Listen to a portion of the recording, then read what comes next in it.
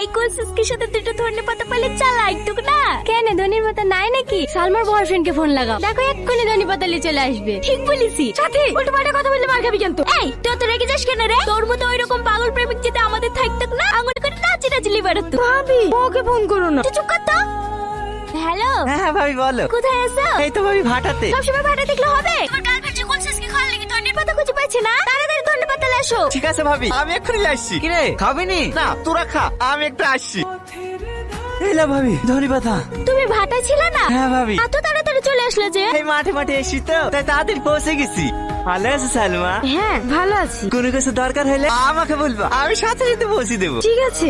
আর হ্যাঁ, আজকে সন্ধ্যাবেলায় কি খাবো বলো? কি খাবো আবার? এই ছুরি লজ্জা করছি কেন? একটু আগে বলছিলে জিলাপি খাওয়ার কথা। রাজাপুরে বলে মেলা হচ্ছে, ওখান থেকে সন্ধ্যাবেলা 1 কেজি জিলাপি লেসি দিও হবে। ঠিক আছে, আর কিছু গেলে বলবো ভাবি, ও আবার আমাকে বলতে লজ্জা করে।